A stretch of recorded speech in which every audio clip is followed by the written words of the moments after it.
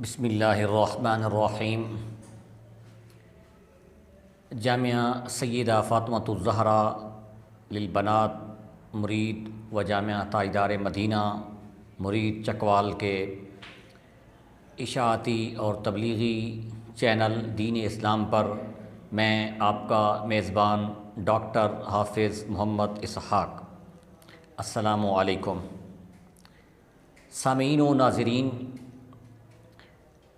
ہم نے ایم اے اسلامیات CSS اسلامیات کے پرچہ جات کے لیے، پنجاب پبلک سروس کمیشن کے امتحانات کے لیے اور عام جو کمپٹیشن کے ایگزام ہوتے ہیں ان کے لیے ہم نے تدوین حدیث کے عنوان سے ایک لیکچر کی سیریز شروع کی ہوئی تھی۔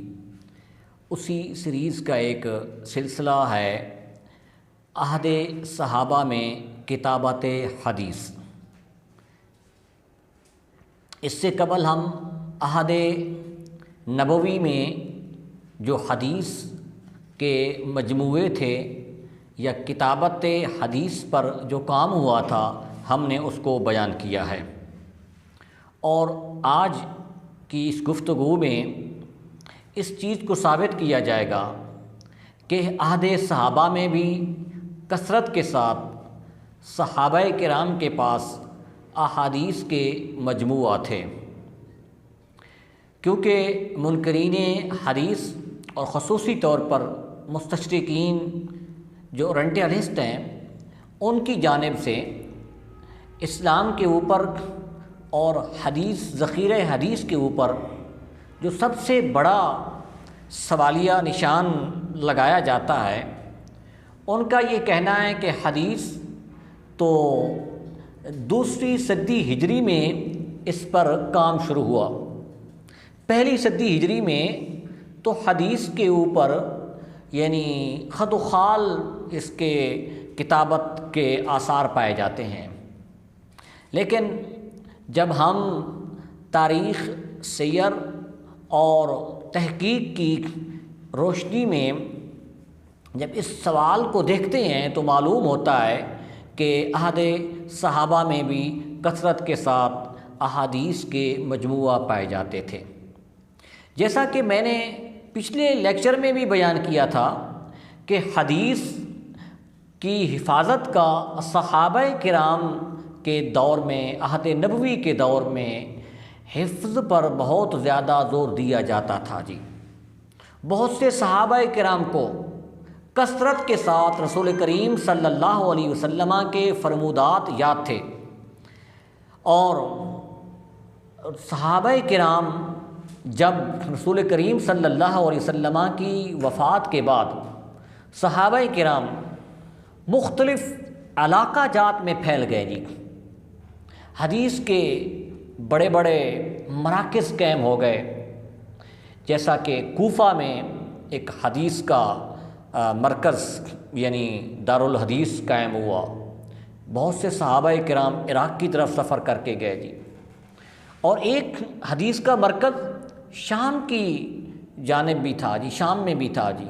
ادھر بھی چونکہ صحابہ کرام ہجرت کر کے گئے تھے، کچھ صحابہ کرام جنگ و غزوات کے سلسلہ میں جب گئے ان علاقوں میں تو وہیں پر رہائش پذیر ہو گئے جی۔ کچھ بعد میں خلافت راشدہ کی جانب سے صحابہ کرام کو مختلف ڈیوٹیز پر مقرر کیا گیا تو ان کو بھی وہاں بھیج دیا گیا جی، تو وہاں وہ ٹھہر گئے جی۔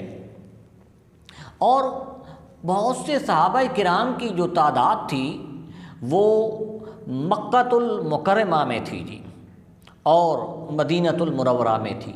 اس طریقے سے حدیث کے جو مراکز تھے اور جو محدثین صحابہ تھے وہ پورے عرب میں ان کی تقسیم ہو گئے جی۔ تو عہد صحابہ کا اگر مطالعہ کیا جائے تو عہد صحابہ میں سب سے جو مشہور حدیث کا مجموعہ ہے وہ حضرت ابو ہریرہ رضی اللہ تعالی عنہ کے شاگرد حمام بن منبہ کا ہے۔ حمام بن منبہ نے حضرت ابو ہریرہ کے سامنے حدیث کا مجموعہ لکھا ہے اور اس کو صحیفہ مجموعہ حمام بن منبہ کے نام سے پکارا جاتا ہے۔ اور یہ بات بھی ذہن میں رہے کہ امام احمد بن حنبل نے مسند امام احمد جو ترتیب دی ہے اس میں اس صحیفہ جو حمام بن منبہ کا ہے اس کو مکمل طور پر اس میں ذکر کر دیا ہے جی۔ دوسرا، حضرت زید بن ثابت رضی اللہ تعالیٰ عنہ رسول کریم صلی اللہ علیہ وسلم کے پیارے صحابی ہیں، انہوں نے وراثت کے بارے میں ایک بہت بڑی جامع دستاویز لکھ کر حضرت امیر معاویہ کو بھیجی جی، اور حضرت امیر معاویہ کے پاس وہ احکام وراثت کے جو حضرت زید بن ثابت کی جانب سے تھے وہ محفوظ رہے جی۔ بعد میں جب اس دستاویز کو حضرت امام شافعی علیہ الرحمہ نے کسی مقام پر دیکھا تو امام شافعی نے یہ فرمایا کہ وراثت کے احکام کے متعلق کسی اس دستاویز کے علاوہ کسی اور چیز کی ضرورت ہی نہیں ہے۔ یہ بات بھی دلالت کرتی ہے کہ عہد صحابہ میں یہ احکامات لکھ کر دینے کی روایت موجود تھی۔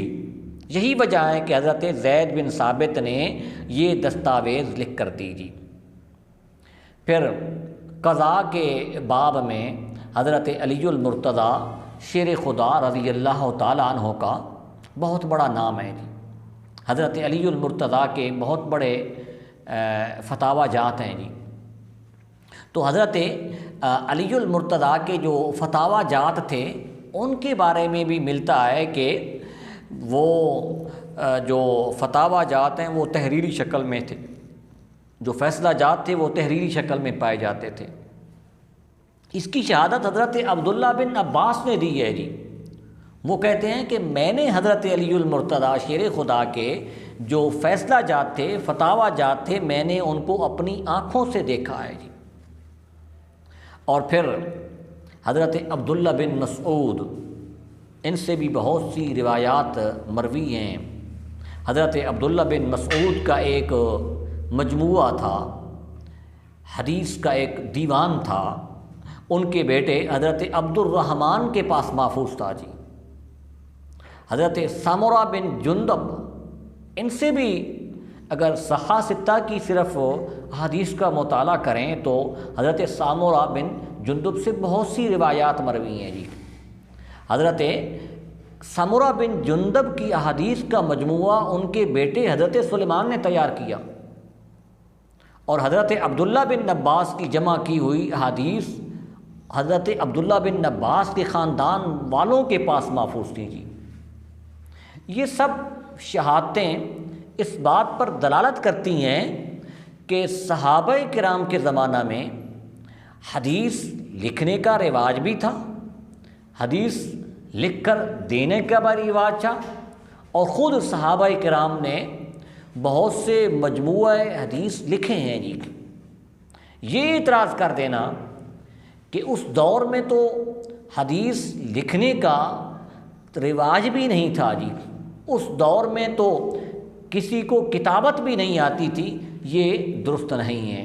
انشاءاللہ العزیز اگلی گفتگو میں ہم تابعین کے دور میں اور تبع تابعین کے دور میں جو سب سے زیادہ منظم طریقے سے احادیث مبارکہ کو جمع کرنے اور احادیث مبارکہ کو کتابی صورت میں لانے کی جو کوشش کی گئی ہے اس کے بارے